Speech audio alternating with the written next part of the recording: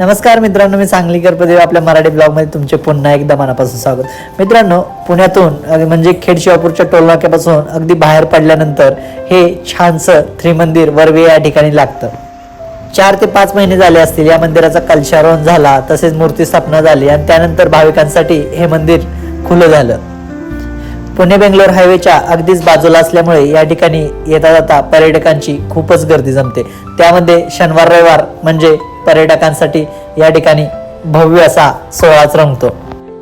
मी ज्या ठिकाणी राहतो त्या ठिकाणापासून अगदी 5 मिनिटाच्या अंतरावर मंदिर असल्यामुळे आईसोबत मी या ठिकाणी आलेलो.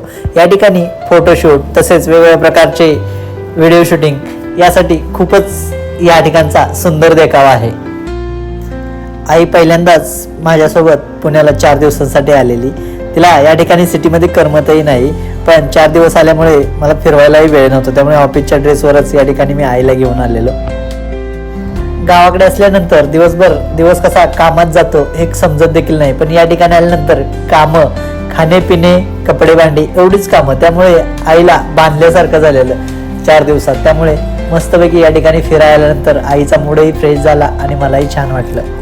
पर्यटकांना फिरण्यासाठी हे एक उत्तम ठिकाण तर आहेच, पण त्याबरोबरच या ठिकाणापासून अगदी 8 ते 10 किलोमीटरच्या अंतरावर बालाजी मंदिर आहे, कापूरहोळ आहे, त्यानंतर बनेश्वर मंदिर आहे, त्यानंतर राजगड, पुरंदर, नारायणपूर, सिंहगड अशी वेगवेगळ्या प्रकारची ठिकाणं या ठिकाणी पर्यटकांना पाहण्यासाठी आहेत. अशा या 7 ते 8 पॉईंट बरोबरच 70 ते 75 किलोमीटर अंतरावर असलेली वाई, पाचगणी, महाबळेश्वर ही थंड हवेची ठिकाणी सुद्धा आपण फिरण्याचा प्लॅन करू शकता. त्रिमंदिराच्या पाठीमागे आल्यानंतर या ठिकाणी उपहारगृह दिसेल, जे की त्रिमंदिराच्या मालकीचे आहे. या ठिकाणी आपल्याला जैन पद्धतीने बनवलेले अन्न, त्याचप्रमाणे नाश्ता या ठिकाणी आपल्याला अगदी योग्य दरात भेटून जाईल.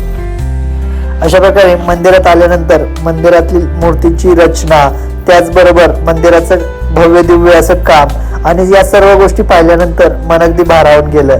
आईचाही मूड फ्रेश झाला आणि काहीतरी आल्यासारखं, काहीतरी पाहिल्यानंतर पुण्याला आल्याचं सार्थक झालं असं आईला वाटलं आणि आईच्या चेहऱ्यावरचा आनंद पाहिल्यानंतर मलाही खूप छान वाटलं.